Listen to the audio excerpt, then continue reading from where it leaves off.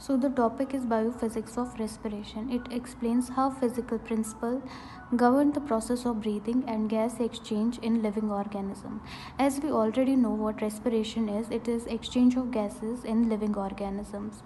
It also involves a combination of pressure change, gas diffusion, surface tension, and elasticity to ensure O2 uptake and CO2 elimination. So all these things are combined together to ensure that O2 is uptaken by body and CO2 is eliminated from our body.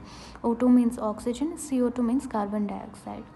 Now further details we go. First is pressure volume relationship, in which we see the relationship between pressure and volume. What happens during inhalation or exhalation, the pressure and volume of gas. During inhalation, the diaphragm contracts and move downwards, and the intercostal muscles between ribs contract to lift the rib cage.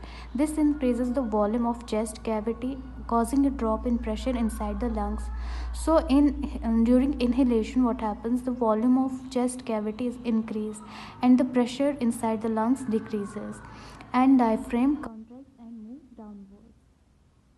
During exhalation, the diaphragm relaxes and the chest cavity decreases in volume. Here, chest cavity increases, but in here, exhalation, the chest cavity decreases in volume.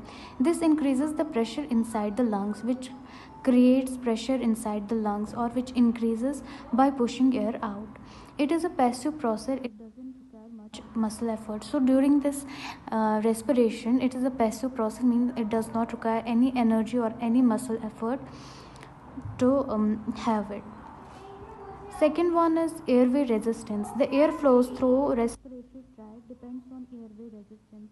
How much resistance does an air tract have or respiratory tract have? It is affected by airway diameter. Smaller airways like bronchus, more resistance. That means the more the resistance, the flow of air will be low. Airway smooth muscles, constriction or bronchus can increase resistance. Like in asthma, there is, in case of asthma, the person have difficulty in breathing. So we can say that they have small narrowing of airways which significantly affect the airflow. Gas exchange and diffusion. Once air reaches the alveoli, tiny air sacs in the lungs, oxygen needs to move from air into the blood and CO2 from the blood into the air, where gas exchange happens driven by diffusion. So what happens when the air reaches to the alveoli, that is the tiny sacs which are present in our lungs, oxygen has to be moved from air into the blood to reach our body, and CO2 has to move from blood into the air and get diffused. Then there comes a law, fixed law of diffusion. Fixed law of diffusion says the rate of gas exchange depends upon the surface area for exchange. If there is large surface area for exchange, that means the airflow will easily pass through the respiratory tract. The difference in partial pressure of the gases O2 and CO2 between air and blood. There should be partial or there should be balance in pressure of gases during exchange of O2 and CO2. The thickness of alveolar capillary membrane ensures faster diffusion. O2 moves from the alveoli where its concentration is high into the blood where its concentration is low. So in alveoli, what happens? The concentration of O2 is high, but when it reaches to the blood, its concentration gets low. Similarly with O2, when it's in blood, its concentration is high, but when it is exhaled, its concentration gets low. Then fourth one is surface tension. The alveoli are covered by thin liquid film which carries surface tension. Without something to reduce this tension, the alveoli would collapse, and especially during exhalation.